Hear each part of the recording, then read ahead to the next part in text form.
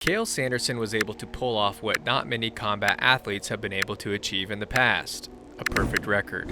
John Bones Jones, 27-0, Floyd Mayweather, 50-0, Khabib Nurmagomedov, 29-0, and Cael Sanderson was an astonishing 159-0. But what if I told you Cael Sanderson actually did lose one time in college? Once in folk style, that is, and he lost 15 times in his freestyle career. And by the end of this video, you'll know about all of them, including that one folk style loss. We'll get to that later on.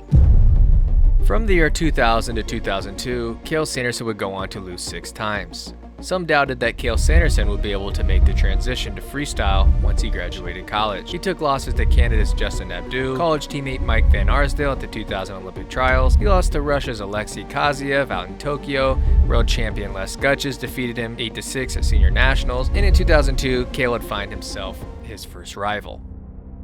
Only 3 months after Cael Sanderson's career ended at Iowa State, he would shift his focus to winning world and Olympic titles. And in order to make a world or Olympic team, you have to wrestle at the team trials. In June of 2002, just 3 days after Cael's 23rd birthday, he awaited Lee Fullhart of the Gator Wrestling Club / Hawkeye Wrestling Club in the finals. Cael had just faced Fullhart in the U.S. Senior National Finals a few months prior and defeated him by a score of 4-0. Cael had an automatic bye to the finals because he was the defending world team member the previous year in 2001. The advantage was on Cael's side. Lee, on the other hand, wrestled the Challenge Tournament the same weekend where he defeated Charles Burton in the finals. In the opening match, Sanderson scored 2 takedowns and allowed an escape to lead 2-1 with 20 seconds left. Back then, a takedown was only worth 1 point, and you had to have a minimum of 3 points in order to end the match. This would force sudden death overtime, even though Cael was winning 2-1. Ridiculous rule set back in the day. On a restart in the middle of the mat, Fullhart went for Sanderson's legs. Caught off guard, thinking Fullhart would settle for overtime, Sanderson stumbled back and desperately locked on one of Fullhart's ankles. As Fullhart pushed for the tying 1-point takedown, Sanderson hung on too long. His back touched for just a second, but that was enough. Fullhart got a 2-point exposure as the buzzer sounded. Sanderson had lost 3-2. I got beat. I didn't do what I needed to do. This is a wake-up call. I didn't expect anything easy. Give Lee a lot of credit. He made me earn it. It's pretty obvious I didn't have the fire in my eyes. Cael admitted afterwards that the pressure on him was a big distraction. Any doubt after the loss? Yeah, a lot of people are expecting a lot of me. I refocused on the wrestling. Cael would go on to win the world team spot, defeating Fullhart 7-1 in match number 2 and 6-1 in match number 3. This would make Cael a 2-time world team member. But this would not be the last time that Lee Fullhart got the best of Cael Sanderson. More on that later in this video because we have to talk about his next rival, Yoel Romero. Roll the tape. Presenting the 2000 Olympics freestyle wrestling silver medalist and the #1 UFC middleweight contender in the world, Yoel, Soldier of God, Romero! Yoel Romero was a UFC superstar and multi-million-dollar lawsuit winner. He was a freestyle wrestler for Cuba, winning Olympic medals, world championships, and beating Cael Sanderson multiple times. The first meeting between the two came at the inaugural Titan Games in 2003. Developed by the USOC in partnership with the affiliated national governing bodies, the Titan Games featured a USA versus the world dual meet format. One of the opponents for Team USA was Cuba. At this point in Yoel's career, he had already won 5 world medals, including a silver at the 2000 Olympic Games. With the next Olympic Games coming the following year, this would give Cael the test he was looking for. Sanderson led 2-1 after 2 periods. Lacking the 3 points required to close out a match, the contestants went into overtime. Romero scored off the clinch to start the overtime period and won it with a takedown at the end as he secured Sanderson's legs and waist on the move. Cael lost by a score of 3-2. After the loss, Cael stated the following: "This is preparation for the Olympics. That's the guy I'll have to beat for the gold medal. I'll have to learn from this. It's a good match for me to get. That's why I came. I'll have to wrestle smarter against him next time." Next time would be 6 months after the Titan Games when they would meet at the Pan American Games. Eager to prove his improvements, Cael dominated his pool and so did Romero. This would set up a rematch in the semifinals. Once again, they would go to overtime, and once again, Cael would be defeated by the same exact score, 3-2. Cael also lost to these 3 Russians in 2003. including Sazid Sazadov of Russia, who defeated Cael Sanderson in the 2003 World Championship Finals. 2003 was actually the first time Cael Sanderson wrestled at the World Championships, despite this being the third time he had made the team. In 2001, Cael made the World Team but passed up the opportunity to focus on maintaining his perfect record. And in 2002, politics got in the way due to the United States pulling out after the US government decided to get involved. The World Championships that year was hosted in the city of Tehran, Iran.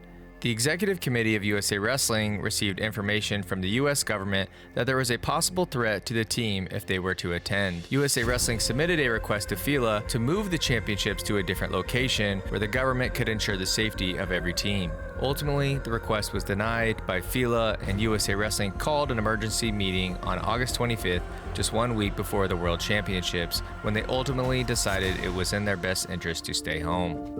In 2004, Cael would lose to Sajidov again at the Ivan Yarygin, but Cael had domestic opponents to worry about first. Just like Sajidov, it was a very familiar opponent, someone he had wrestled multiple times in the past.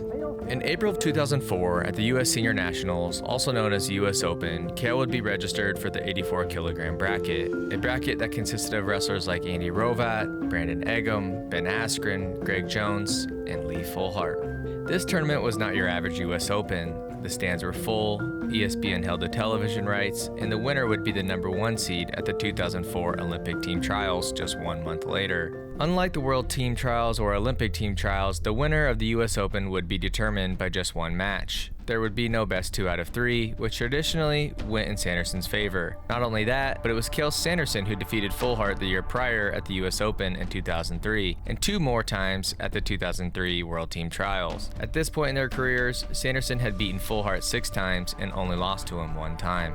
The match started off with Cael shooting in on a shot right away and being awarded 1 point on the takedown. With a minute remaining in the first period, Dan Gable mentions how he hasn't seen Fullhart control with an underhook much in the past. Fullhart controlling with an underhook as much. And right on cue, Cael uses Fullhart's underhook to score his own takedown. But before the first period ended, Fullhart put a point on the board with a reversal. Not only did he put a point on the board, but he also took the lead after scoring 2 more points from exposure. In the second period, Cael continued to get to Fullhart's ankles, but was unsuccessful. It seemed like this really wore down Sanderson's conditioning. With under a minute left, Fullhart dug in on another underhook, and it seemed to work this time, as he was able to score another takedown on the edge of the mat, making the score 4-2. With 30 seconds left in the match, Cael had to move quickly if he wanted to win. He shot in on another ankle, but was once again unsuccessful. Fullhart's defense proved to be too much. Lee Fullhart would win the match 5-2, making him the 84 kilogram US Open champion, and putting him in the driver's seat to be the representative at the 2004 Olympic Games. Joined now by Lee Fullhart, just defeated Cael Sanderson. A lot of people in this building tonight might consider this an upset. I'm sure you use that for a lot of motivation heading into this match. No, I mean, this is just a process. I mean, I want Olympic gold is my goal, so this is just something I got to do. You know, I've beaten him before, and I know I can beat him, and I'll have to beat him again. I'll see him again in the trials. Making an Olympic team would cement Cael Sanderson's legacy forever, but it wouldn't come easy. Does it mean more, though? Because a lot of people don't know, you almost didn't make the U.S. Olympic team, so does it mean that much more? In match 1, Cael would score the first takedown in the first 30 seconds of the match, giving him the lead, making the score 1-0. Cael would score again off of a low single leg, making it 2-0. Cael seemed to pick up confidence as the match went on, scoring it again, making it 3-0, and eventually winning match 1 by a score of 3-1, and giving Cael a 1-0 lead in the series. Match number 2 started off with more Cael Sanderson offense as he once again scored the first takedown. After a hard-fought rest of the period, the score in period 1 would end just 1-0. Cael would go to his corner, consisting of Bobby Douglas and his brother Cody. With under a minute to go in the second period, the official would put Cael Sanderson on the mat, giving Fullhart an opportunity to score from parterre. As the crowd started getting louder and louder, anticipating Fullhart to take the lead with an opportunity to score, it was Cael who used the opportunity to score a 1-point reversal, making the score 2-0. With time winding down, Cael's dream of representing the United States was now a reality, except it wasn't. Instead, Cael would be going to overtime. Because remember the whole you have to score 3 points to make it an official match. Overtime started in a clinch position, which resulted in Fullhart scoring his first point of the match. As time went on, Fullhart pressured forward with his Olympic dreams on the line. With with 1 minute left in overtime, Fullhart scored his first takedown of the match, making it 2-2, which was the final score. I know what you're thinking. Well, what happens now? Well, back in these days, it went to a ref's decision, which meant that the officials would essentially choose who they thought should win the match. And in the end, they chose Fullhart. A confused Cael Sanderson would have to collect himself because now we have a match number 3. In match number 3, you could feel the energy from the crowd. Olympic dreams were on the line, but it wouldn't be until under a minute left in the first period before anyone would score. Sanderson scored 4 points off of 2 sets of exposure, making it 4-0. Fullhart would score a step-out point a few moments later, making it 4-1. This would be the last point scored in the match. Cael Sanderson is your 2004 Olympic World Team member. As we all know, Cael Sanderson would go on to win an Olympic gold medal, and he even got his redemption on Yoel Romero in the semifinals. Cael, I saw you over here scouting him yesterday. What did you see that paid off? Well, he's been around a long time. You know, I just kind of entertain myself more than scouting because he knows what I do and I know what he does. So I mean, that's our third match. So. However, he would not get his redemption against Sajid Sazadov because he was upset by South Korea's Moon Yoo-jae. Cael ended up retiring from competition shortly after the 2004 Olympics and was hired at his alma mater, Iowa State, in October of 2004.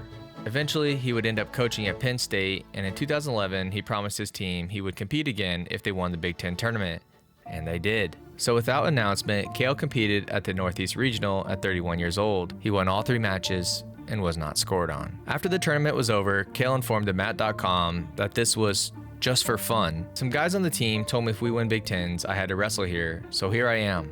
Except Cael lied, or at least changed his mind, because he competed in the 2011 World Team Trials, and he won that too. Cael did indeed wrestle at the 2011 World Championships, but he lost to Sharif Sharifov of Azerbaijan and Albert Saratov of Russia.